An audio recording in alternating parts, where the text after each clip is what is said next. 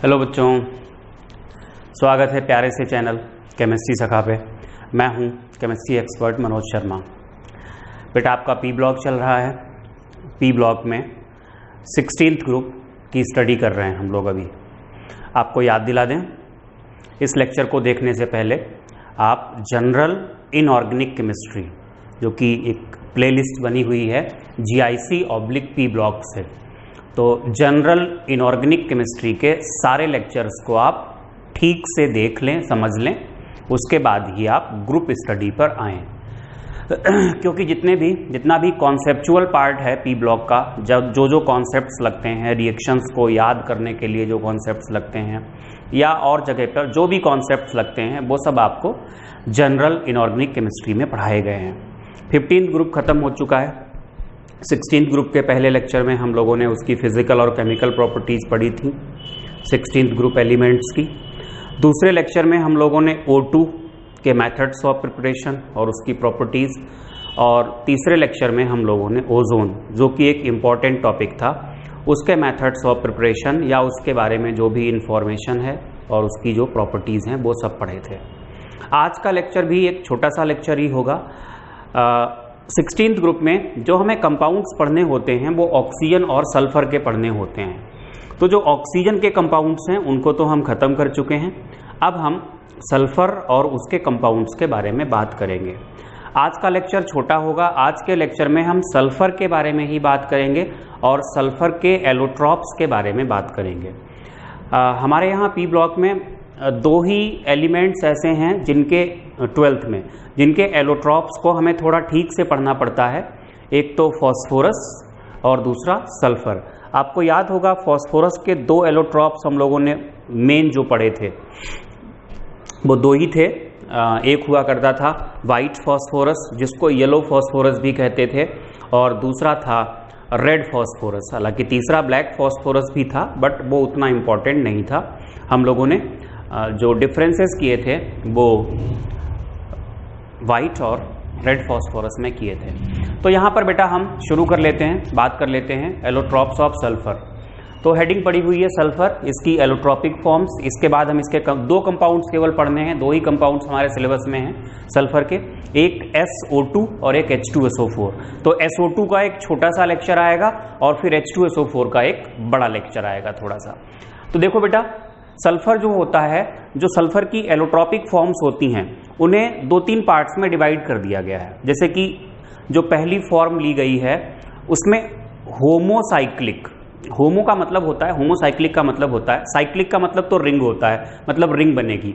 और रिंग के अंदर जब सेम एटम्स होते हैं, जैसे यहाँ पर आप देखो, ये दिख रहा होगा, ये रिंग है। रिंग में सारे के सारे एटम्स क्या हैं? सल्फर हैं। जब सारे के सारे एटम्स एक जैसे होते हैं, अगर सारे के सारे कार्बन होते तो वो कार्बन का होमोसाइक्लिक होता। तो होमोसाइक्लिक रिंग की फॉर्म में एलोट्रॉप्स होते हैं। उनके वेल नोन एग्जांपल्स हैं S8 वाले, S8 मॉलिक्यूल रखने वाले, मतलब जिनकी मॉलिक्यूलर स्टेट S8 होती है। तो सबसे पहले होमोसाइक्लिक स्पीसीज कंटेनिंग 6 से 20 सल्फर एटम्स। इसमें सबसे कॉमन है S8। S8 वाले दो होते हैं, एक का नाम होता है येलो या रोम्बिक सल्फर या अल्फा सल्फर भी बोलते हैं। दूसरा होता है इसी में, ये भी S8 ही होता है, मोनोक्लिनिक सल्फर या इसी को हम बोलते हैं बीटा सल्फर। यहाँ पे एक S6 वाला भी होता है, बट वो ज़्यादा स्टेबल क्या, वो बिल्कुल भी स्टेबल नहीं होता है। ज़्यादा स्टेबल तो मोनोक्लिनिक भी नहीं है। सबसे ज़्यादा स्टेबल जो है वो तो येलो या रोम्बिक फॉर्म ही होती है। तो एक तो ये कैटेगरी हो गई। दूसरी कैटेगरी होती है इनकी different chain polymers. Chain polymers का मतलब वहाँ रिंग नहीं बनेगी, चेन की फॉर्म में होंगे। ये भी स्टेबल नहीं होते हैं। इनको SN, सबसे इंपॉर्टेंट चीज यहां पर यह है कि इनको हम कैटिना कहते हैं। जो चैन बनती है उसको हम कैटिना बोलते हैं, और इसका एग्जाम्पल है प्लास्टिक सल्फर या इसको X सल्फर भी बोलते हैं। एक तीसरी और कैटेगरी होती है, बनाई जा सकती है, वैसे ऐसा कुछ होता नहीं है, हम चाहें तो बना सकते हैं, स्मॉल चैन वाले, स्मॉल चैन सल्फर। स्मॉल चैन सल्फर की बात करें तो यहां पर जो आएंगे, यहां पर N की वैल्यू जो होगी वो 2 से 5 तक मानी जाती है चेन ही होती है। जैसे S2 का आप लोगों ने नाम सुना होगा, S2 होता है, वेपर फेज में जो सल्फर होता है वो S2 की फॉर्म में होता है, तो वो इसी कैटेगरी में आएगा। ये इंपॉर्टेंट इसलिए है क्योंकि S2 जो होता है वो पैरामैग्नेटिक होता है और उसके पैरामैग्नेटिक बिहेवियर को लाइक O2 मॉलिक्यूल हम एक्सप्लेन करते हैं मॉलिक्यूलर ऑर्बिटल थ्योरी से। ये मैंने आपको जब O2 का पैरामैग्नेटिक बिहेवियर बताया था मॉलिक्यूलर ऑर्बिटल थ्योरी से, उसका इलेक्ट्रॉनिक कॉन्फ़िगरेशन किया था, वहीं से इसको समझाया जाता है। तो कई बार ऐसा क्वेश्चन आपसे पूछ लिया जाता है कि सल्फर, कौन सा सल्फर जो है, कौन सी सल्फर की फॉर्म है जो पैरामैग्नेटिक होती है, तो आपको आंसर देना होता है जो S2 होता है, वेपर फेज में एग्जिस्ट करता है, जो डाई एटॉमिक फॉर्म होती है सल्फर की, डाई एटॉमिक एलोट्रॉप होता है इसका, दैट इज पैरामैग्नेटिक। तो कुल मिला के अब 3 कैटेगरी में हो गए। एक तो रिंग वाले होमोसाइक्लिक जहां पर 6 से 20, लेकिन कॉमन जो है हमने बताया आपको वो S8 वाले, 2 हैं इसमें S8 वाले, एक येलो या रोम्बिक सल्फर या येलो सल्फर या अल्फा सल्फर बोलते हैं, और बीटा सल्फर बोलते हैं मोनोक्लिनिक को। इन 2 के बारे में ही ज्यादा बातचीत की जाती है। इसके बारे में बातचीत क्यों की हमने SN, क्योंकि ये कैटिना नाम एक इंपॉर्टेंट है, और एक जो आखिरी हमने जो बात की वो एक्चुअली हम S2 के बारे में बात करना चाह रहे थे, क्योंकि वो पैरामैग्नेटिक होता है। ये सब क्वेश्चन यहाँ से आते नहीं हैं आपके यहाँ B और C से। B और C से क्वेश्चन आने का मतलब ही नहीं होता, बस अगर C से एक क्वेश्चन आएगा तो ये आएगा कि कौन सी फॉर्म पैरामैग्नेटिक है, या फिर आपसे ये पूछ लेंगे कि S2 पैरामैग्नेटिक क्यों है। वो हमने आपको O2 वाले लेक्चर में एक्सप्लेन किया है। अच्छा, अब हम क्या करेंगे, इस लेक्चर के आगे वाले पार्ट में हम ये करने वाले हैं, जो येलो या रोम्बिक फॉर्म है और दूसरी मोनोक्लिनिक या बीटा सल्फर है, हम इनको डिफ्रेंशिएट करेंगे। तो जब आप अपनी कॉपी पे लिखेंगे तो आप एक काम कर लीजिएगा, जैसे इस तरीके से कॉपी होती है तो कॉपी को इस तरीके से 2 पार्ट में डिवाइड कर लीजिएगा। एक तरफ आप डालिएगा हेडिंग रोम्बिक सल्फर और दूसरी तरफ आप हेडिंग डालिएगा मोनोक्लिनिक सल्फर, और आप डिफरेंशिएट करते हुए लिखोगे तो आपको आसानी से याद हो जाएगा। मैंने यहाँ पर इस तरीके से नहीं लिखा है क्योंकि यहाँ इतनी जगह नहीं थी और टाइम भी बचाना होता है, लेक्चर को छोटा भी करना होता है। अगर हम लेक्चर बड़ा कर दें तो आप लोग ही नहीं देखोगे इसको, मतलब कम बात बड़े लेक्चर में, तो फिर ये कहीं से भी ठीक नहीं है। तो हमें लेक्चर को छोटा भी करना है, दोबारा भी नहीं करना था, ये लिखना नहीं था। तो इसलिए देखिए बेटा, जरा ध्यान दीजिएगा, ये रोम्बिक हेडिंग पड़ी हुई है और ये मोनोक्लिनिक, हमने इनको डिफरेंशिएट करते हुए ही लिखा है। आप पॉइंट वाइज ही लिखिएगा, पॉइंट्स में ही लिखिएगा, बहुत जल्दी याद होगा। ये जैसे पहला पॉइंट आप ले सकते हो, ये येलो होता है, ये डल येलो होता है। दूसरा पॉइंट आप यहाँ पे ले सकते हो, मेल्टिंग पॉइंट 385.8 केल्विन है, और यहाँ पर जो मेल्टिंग पॉइंट है वो 393 केल्विन है। इसके बाद तीसरा पॉइंट आप ले सकते हो, इसकी डिफरेंशिएट करते हुए पढ़ रहे, स्पेसिफिक ग्रेविटी है 2.06 और इसकी जो स्पेसिफिक ग्रेविटी है 1.98 होती है। ठीक है, ये 3-4 पॉइंट हो गए। चौथा पॉइंट आप सॉल्युबिलिटी के बारे में पूरा एक पॉइंट ही बनाइएगा, इनसॉल्युबल इन वाटर, इसी में आप लिखेंगे फुल स्टॉप के बाद या कॉमा लगा के, जैसे भी लिख सकते हैं, dissolves to some extent in benzene, alcohol and ether, मतलब कुछ एक्सटेंट तक बेंजीन, ईथर और एल्कोहल में डिसॉल्व हो जाता है। और फिर आप आगे इसी में फुल स्टॉप के बाद लिखेंगे, it is readily soluble in carbon disulphide. ये सॉल्युबिलिटी की बात होगी नेक्स्ट पॉइंट में। जब इसकी सॉल्युबिलिटी की बात आएगी तो आप लिखेंगे सीधे से insoluble in water and soluble in carbon disulphide.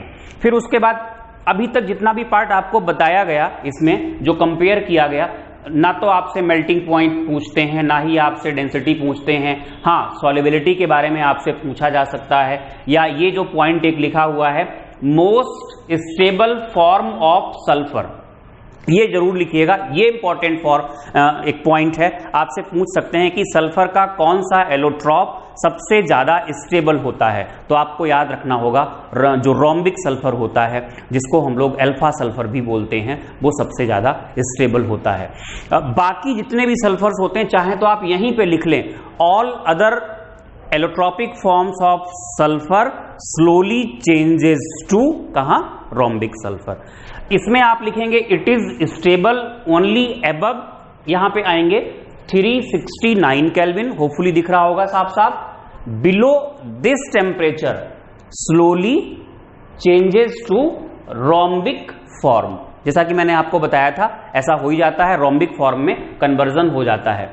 यहां पे एक पॉइंट आपको हम लिखने को कहेंगे, अलग से चाहे आप लिख लें, जैसे आपको ये जानकारी होनी चाहिए ट्रांजिशन टेम्परेचर क्या होता है।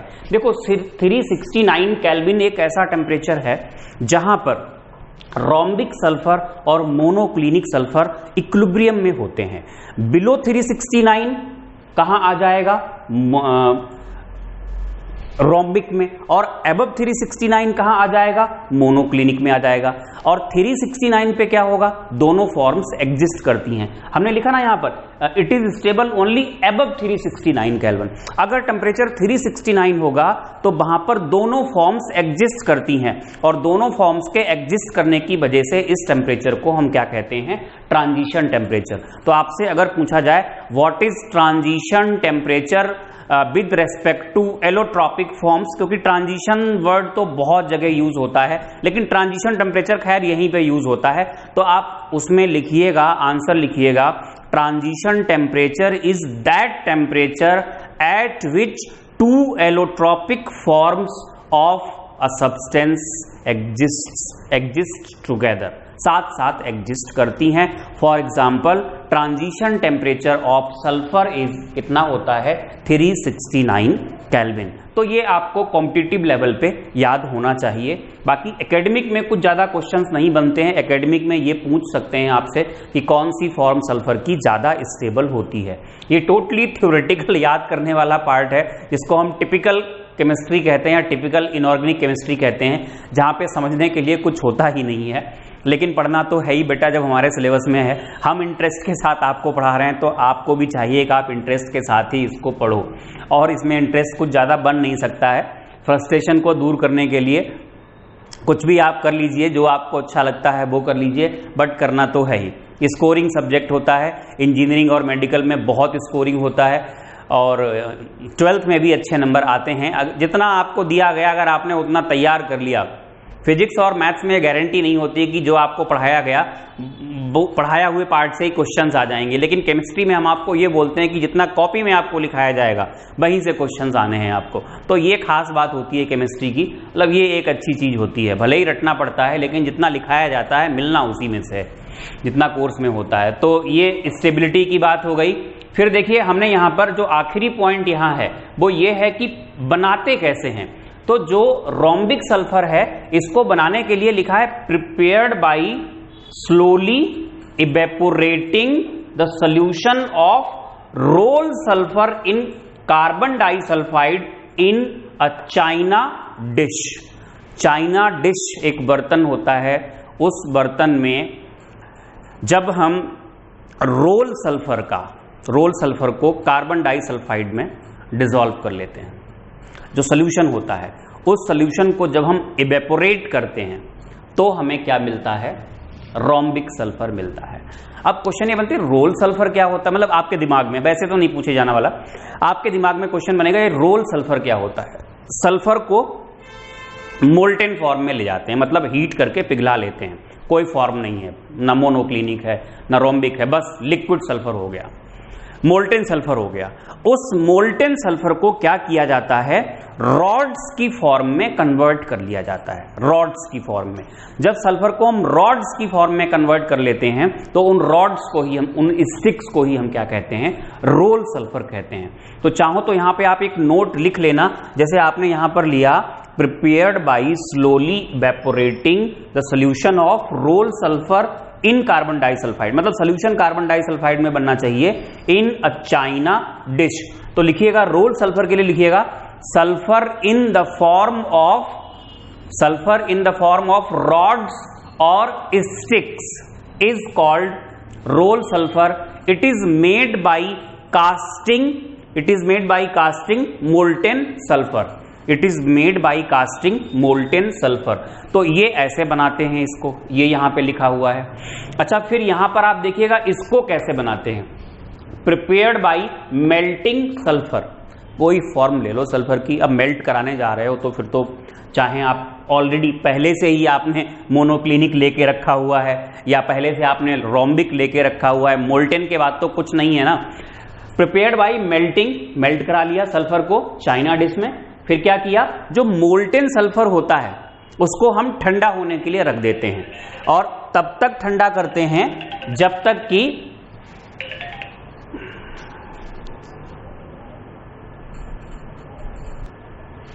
हाँ, तो क्या करते हैं, जो मोल्टेन सल्फर होता है चाइना डिश में होता है उसको हम ठंडा होने के लिए रख देते हैं।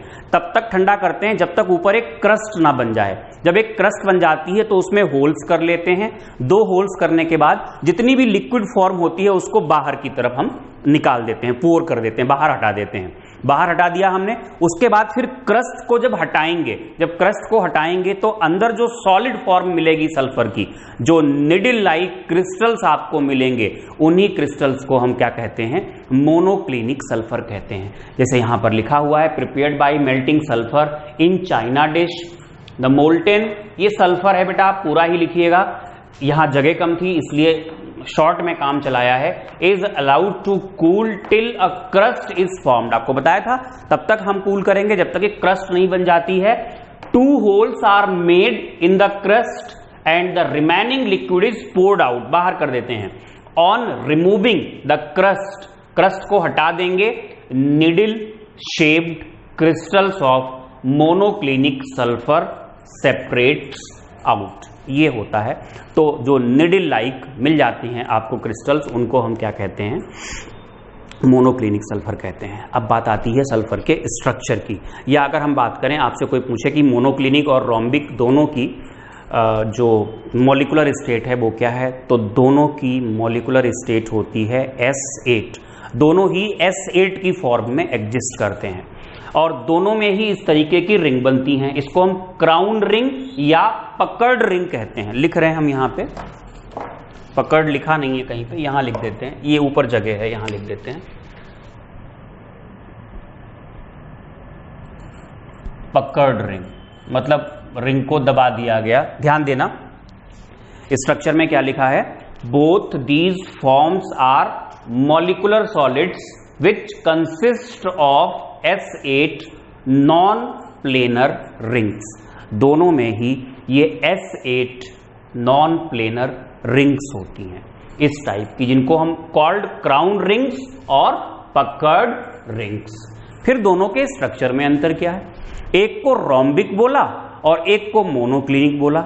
दोनों में रिंग्स तो यही हैं बेटा। जो S8 मॉलिक्यूल है, S8 मॉलिक्यूल, वो रिंग्स तो एक जैसी होती हैं, लेकिन इन रिंग्स के, S8 मॉलिक्यूल्स के जो पैकिंग का तरीका होता है, मतलब S8 मॉलिक्यूल्स की जो रिंग्स बनी हुई हैं, इन रिंग्स, जब भाई सल्फर में कोई एक मॉलिक्यूल तो होगा नहीं S8 का, बहुत सारे मॉलिक्यूल्स होंगे, तो जो मॉलिक्यूल्स के अरेंज होने का जो वे होता है वो अलग अलग होता है। विद इन द मॉलिक्यूल दोनों में सेम है, बट मोनोक्लिनिक में जो मॉलिक्यूल्स का अरेंजमेंट होगा S8 S8 S8 इनका ये अलग होगा, और जो रोम्बिक है उसमें S8 S8 S8 इनका जो अरेंजमेंट होगा वो अलग होगा। इस तरीके से होगा। बाकी सल्फर में वैसे होता तो बहुत कुछ है, बट आपके कोर्स में है नहीं। इनऑर्गेनिक केमिस्ट्री में वैसे भी जितना कोर्स में है उसको याद कर लो, वही बहुत होता है। जैसे सल्फर को कैसे निकाला जाता है, जमीन के अंदर से निकालने का जो पूरा एक मेथड होता है वो पहले पढ़ा जाता था, लेकिन अब नहीं है, NCERT में नहीं है। तो उम्मीद की जाती है कि एकेडमिक में तो मतलब ही नहीं होता कि वहाँ से आपसे पूछा जाए, फ्रेश प्रोसेस होती है, वहाँ से निकालते हैं सल्फर को, पाइप्स डाले जाते हैं 3, तो वो सब कॉम्पिटिटिव एग्जाम्स में भी उम्मीद करते हैं कि नहीं पूछा जाएगा। तो बेटा बस इस लेक्चर को यहीं पे ओवर करते हैं। होपफुली आपको ये हेल्प करेगा सल्फर की एलोट्रॉपिक फॉर्म्स को याद करने में, तो इनको याद करिए और मेरा थोड़ा फेवर कीजिए। अगर अच्छा लगता है तो वीडियो को लाइक कीजिए, सब्सक्राइब कीजिए और शेयर कीजिए। Thank you for watching.